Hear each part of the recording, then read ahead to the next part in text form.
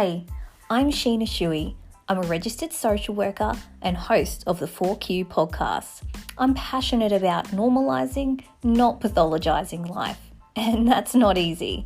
So each episode, I have amazing guests on to share the messy, beautiful ups and downs of life in 4 key questions with tips and tricks along the way. There are moments in life where you can embrace your story and understand that it's okay not to feel okay sometimes. So let's get into it. This is the 4Q podcast.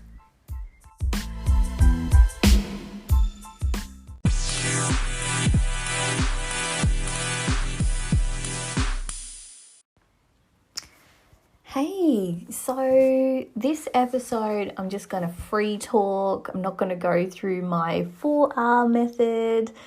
I really just want to share with you, I guess, a bit of my anxiety journey. I haven't really put it out there so much here on the podcast. I'm always very conscious of giving you tips and talking to amazing people about their stories. And for those of you who listened to my very first episode with Jason Shuey, who I'm connected with, we made a deal. He was my very first guest, and we said, if I make it to 100 episodes on this podcast, I'll go through the full thing of my story, or I'll choose one of the pivotal moments that redefine my life. So I'm not going to go too as deep today, but I guess I do want to share with you my anxiety, burnout, stress journey, because I think it's important that if you've ever considered working with me or you've enjoyed just listening to my content, I guess part of it is because I've been there, 110% been there, and I get it. And whether you're a spiritual person, religious person, not any of those people, you just like to make meaning in life, you know, I do think that sometimes we go through things to share those experiences with others or help others in that field. And I definitely think my personal experiences definitely make me a better therapist, a better social worker, more understanding, and have my unique voice. You know, there's another saying that is there's no unique messages, only unique messengers. And so I think my own personal experience makes me a unique messenger in this field. So, I guess going back a little bit, I just want to, it's interesting. It's like, where do you start with the anxiety journey? Where do you begin? Do you begin at the very start or the end? But I guess when it really came up to the surface was I had moved away. I'd moved away because my husband and I, we were just boyfriend and girlfriend at the time. I moved away with him.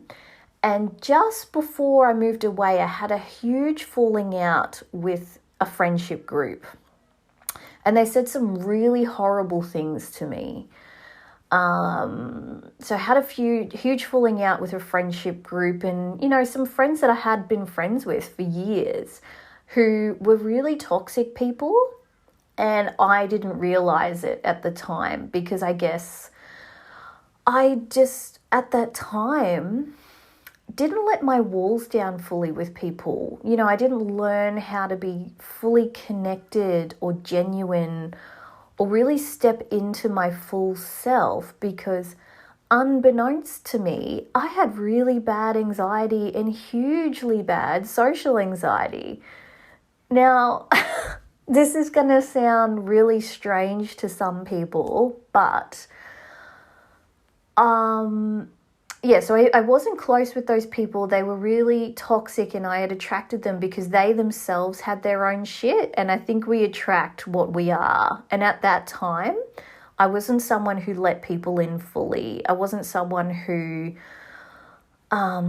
embraced who I was. And, you know, I'm a very feeling, very emotional person. And I always wanted to sort of If I enjoy your company, I'll let you know. If I enjoy who you are, I'll let you know. And I think in that group, that wasn't validated for me. So I sort of hid part of myself, and there were unhealed parts. We were trauma bonding. So anyway, I had this falling out with them and moved away. And it sparked a huge amount of anxiety after that, just basically thinking, I'm a terrible person, nobody likes me, nobody's ever liked me, I'm not worthy. And I had really bad anxiety. I couldn't sleep properly. I was hugely dysregulated. And then I started a job where I was counseling children in child protection. So as you can imagine, I started a new job in a new town where I had no friends or family. It was just me and my husband. He was working 6 days a week. So I really had no co-regulation, no validation, and I was hearing some really hard things. So I would spend my weekends just sleeping, exhausted by life and by my constant anxiety. And I started to be really socially awkward because I just was convinced that everybody disliked me and I was strange. And so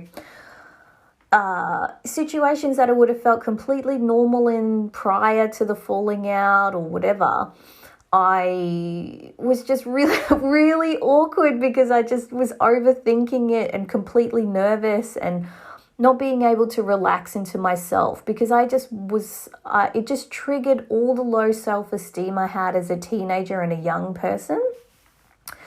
And so I guess that really started that journey of seeing my own psychologist, who I was using as an external supervisor. So I was counseling these kids in care and I'm like, I need another lot of supervision. So I started seeing this clinical psych as a supervisor, but also for my personal stuff. And, then you realize like this situation really triggered this social anxiety, but I've always had it. I had experiences as a kid where I remember walking into primary school and people I didn't even know would be whispering or something, and I would automatically think it was about me. Automatically go, oh, they're talking about me. I remember getting changed for free dress day and then being so anxious about what if it isn't free dress day? What if I look like an idiot going to school and it's not free dress day and people make fun of me? And what if my clothes are this and that? And then getting changed into my school uniform after being changed in the clothes I was going to wear for free dress day, going to school, only for it to actually be free dress day. And I was one of the only kids who was in school uniform because I wasn't up with the no. So, you look back on those things, and there was definitely situations that led to anxiety, which I'm not going to talk about now, but I've always had it. I just didn't know it. And so it's interesting because, again, I didn't get to mention this earlier, but it sounds strange, but when I was seeing this clinical psychologist and talking about my anxiety and then my history of it, at this point, I had already completed a Bachelor of Psychology and a Master's of Counselling, and yet I was still in denial about my anxiety because I was not connected with myself. So when you experience trauma, as many of us do, so if you've been following along for a while, you'll know that I talk about that everybody has their own experience of trauma. So everyone has experience of trauma. So when you experience trauma and you don't heal it, you don't process it, whatever, you tend to lose what we call a sense of self. You lose self-perspective. You lose a sense of identity. You lose a groundedness of like, this is who I am. This is what I'm about. These are my likes. These are my dislikes. So this is why when people don't process trauma, they can end up with a personality disorder if it goes left unhealed. So people who have borderline personality disorder, narcissistic personality disorder, things like that, most of the time have severe trauma that just has been so bad that they've just completely disconnected with themselves. So they don't care about consequences and they don't have the empathy as much because they don't have a sense of self. It's like not connected. It's like their actions and their thoughts and their wants aren't connected to themselves or other people's ideas. So when they start to heal and feel things and take responsibility, it's a huge road for them because it brings up lots of shame. So no, I did not have a personality disorder. And yes, I have checked.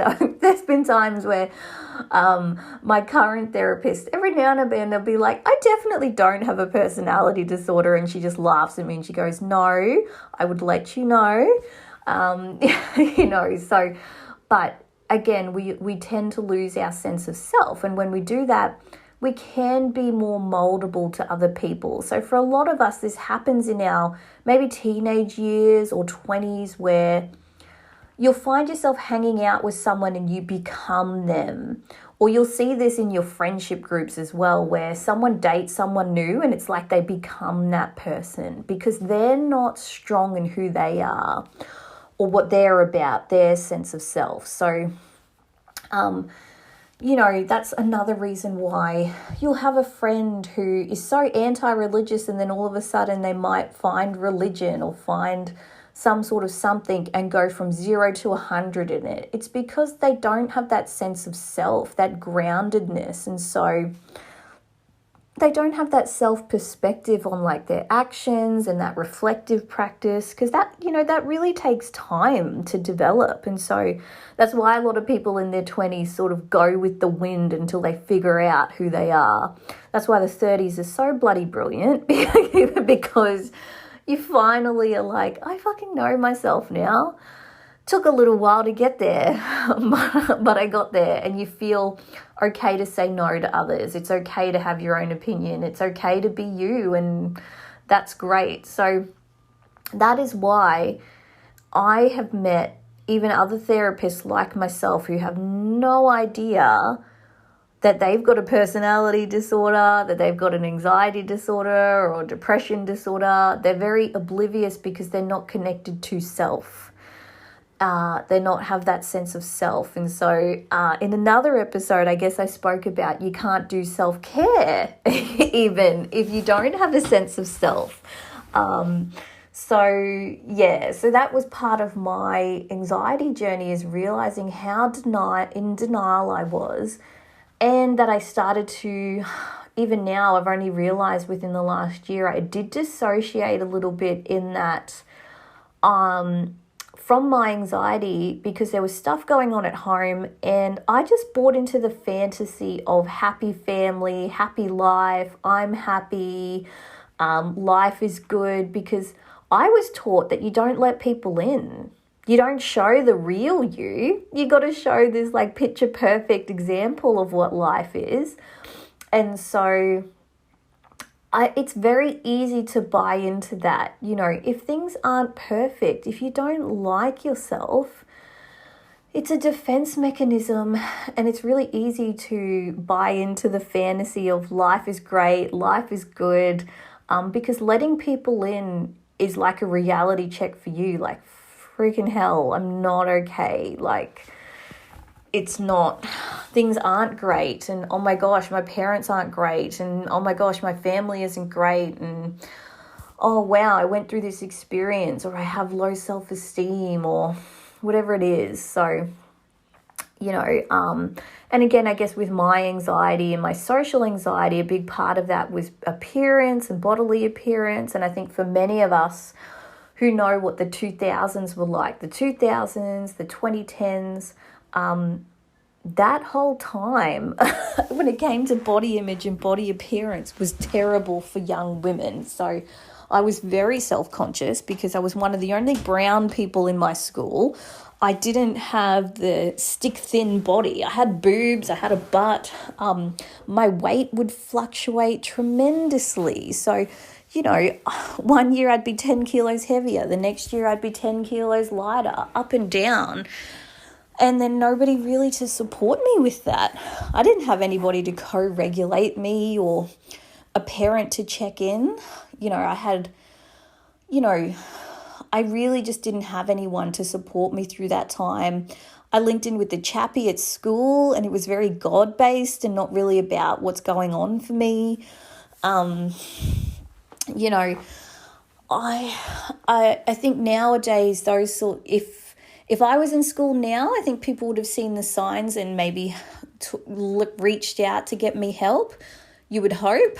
But back then, there really wasn't anything. And I guess a lot of the people I talked to in counselling one-on-one had the similar experience where they didn't realise what the feeling that they were feeling for all these years was anxiety until either maybe a GP labelled it for them or, even recently I've seen people saying, hey, I didn't realise it was anxiety or burnout or depression until I saw it on social media, or I read this blog post, or I heard this podcast and I totally related to that experience. So,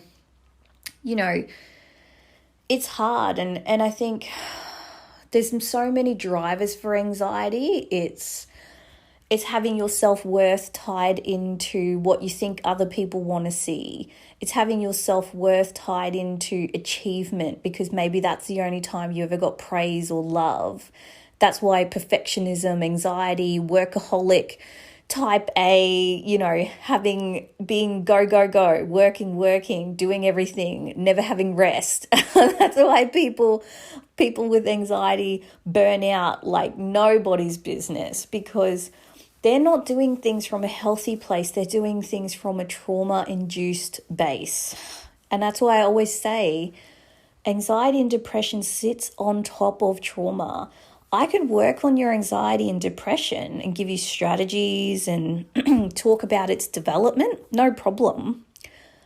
But if you really want to heal that stuff longer term, you really want to look at how can I stop this hypo arousal, this dysregulated state constantly flowing in and out of my life, then we've got to heal that trauma. And that's not an overnight process, but I can tell you, or an easy process, because first you have to acknowledge what you went through, and that's not easy. But I can guarantee you that was a game changer for me. Realizing and acknowledging what I went through.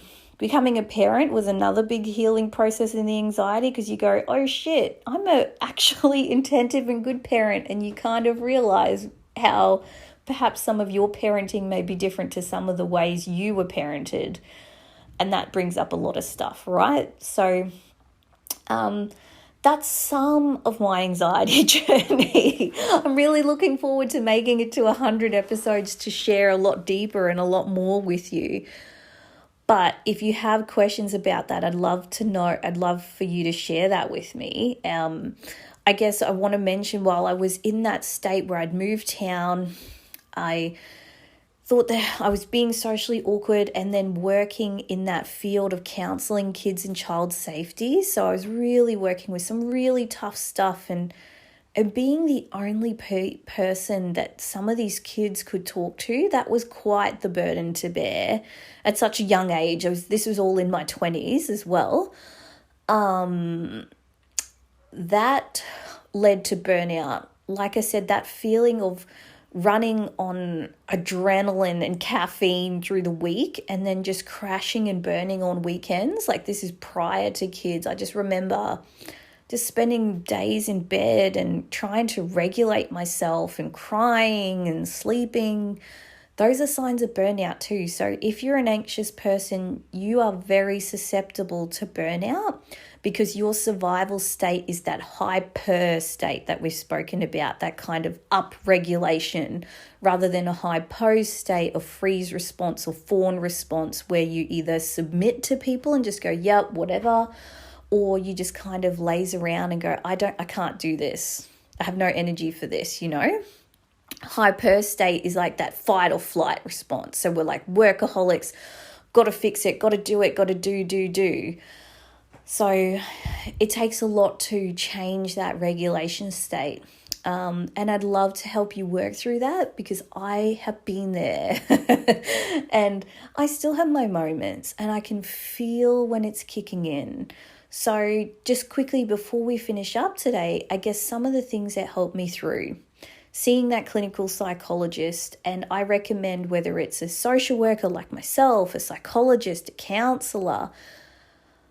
Of course, I always recommend the other therapies too, kinesiology, chiro, Reiki, all of those things.